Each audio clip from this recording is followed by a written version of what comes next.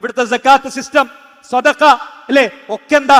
പരലോകത്തിൽ വിശ്വസിക്കുന്ന ആളുകൾ ഒരു സമൂഹത്തിന് കൊടുക്കുന്ന സുരക്ഷിതത്വമാണ്.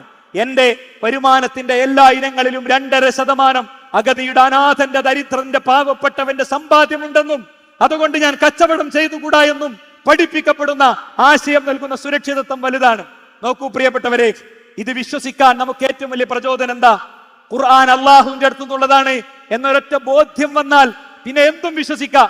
ഞാൻ ചോദിക്കട്ടെ, ലോകത്ത് നശിപ്പിക്കാൻ കഴിയാത്ത ഒരൊറ്റ ഗ്രന്ഥമേ ഉള്ളൂ, അതേതാ? വിശുദ്ധ ഖുർആനാണ്. ഇന്ത്യൻ ഭരണഘടന തൊട്ട് ലോകത്തെ ഭരണഘടനകൾ വരെ അക്ഷരം തെറ്റാതെ മനപ്പാഠം പഠിച്ച ആരെങ്കിലും ഉണ്ടോ? ഇവിടുത്തെ മെഡിക്കൽ ടെക്സ്റ്റ് ബുക്കുകൾ ആർക്കാണ് മനപ്പാടുള്ളത്? ഇവിടുത്തെ സ്കൂൾ ടെക്സ്റ്റ് ബുക്കുകൾ ആർക്കാണ് മനപ്പാടുള്ളത്?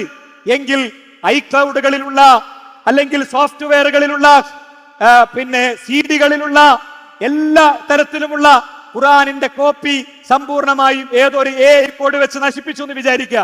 ഓരോ പള്ളികളിലും ഓരോ വീടുകളിലുമുള്ള ഹാർഡ് കോപ്പി നശിപ്പിച്ചു എന്ന് വിചാരിക്കുക.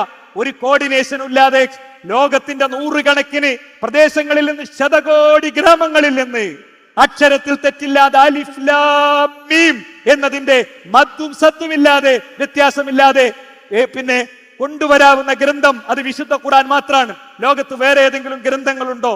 ഉണ്ടോ പ്രിയപ്പെട്ടവരെ? ഇല്ലെങ്കിൽ നെഞ്ചിൻ കൂട്ടിൽ നിന്ന് ഉറക്കെ ഉച്ചയിസ്തരം പറയാൻ കഴിയണം, വാനമിനൽ മുസ്ലിമീൻ, ഞാൻ മുസ്ലിങ്ങളിൽ പെട്ടവനാണെന്ന്. ഈ ലോകം ഒരു നിമിഷം അവസാനിക്കും, അല്ലെ? അന്ന് സൂര്യൻ കെട്ടുപോകും. 13 ദശലക്ഷം ഭൂമികളെ ഉൾക്കൊള്ളാവുന്ന സൂര്യൻ കെട്ടുപോകും. ലോകത്തെ കോടിക്കണക്കിന് മലകളിലെ കേവലം ഒരു മലയായ ചൂരൽ മലയിലെ ഏതോ ഒരു പ്രദേശത്ത് നിന്ന് വന്ന വെള്ളത്തിന്റെ മുന്നിലാണ് നമ്മൾ ഞെട്ടിത്തരിച്ചു നിന്നതെങ്കിൽ സൂര്യൻ പൂർണ്ണമായി കെട്ടുപോകുന്ന, നക്ഷത്രങ്ങൾ ഉതിർന്നു വീഴുന്ന ഒരു ദിവസം വരാനുണ്ട്. എവിടെയെങ്കിലും ഇറങ്ങിയ ഒരു പുലിയാണ് നമുക്ക് പ്രശ്നമെങ്കിൽ വന്യജീവികൾ മുഴുവൻ മനുഷ്യന്റെ ഇടയിലേക്ക് ഇറങ്ങുന്ന ഒരു ദിനം വരാനുണ്ട്. നോക്കൂ നിങ്ങൾ, നമുക്ക് ആമസോൺ കാടുകളിലെ തീയാണ് ക്ഷമിക്കാൻ കഴിയാത്തതെങ്കിൽ കടലുകൾ കത്തുന്ന ഒരു ദിവസം വരാനുണ്ട്. ഇങ്ങനെ മനുഷ്യനെ സംബന്ധിച്ചിടത്തോളം ഭീതി നിറഞ്ഞ ആ ദിനത്തെക്കുറിച്ച് ഖുർആന്റെ പ്രയോഗം, നോട്ട് പുസ്തകത്തിന്റെ ആ ഒരു എടുത്തിട്ട് ഒരു പേജ് എടുത്തിട്ട് ഇങ്ങനെ ചുരുട്ടും പോലെ പടച്ച റബ്ബ് ഈ ഭൂമി ചുരുട്ടുന്ന ഒരു ദിവസം വരാനുണ്ട്.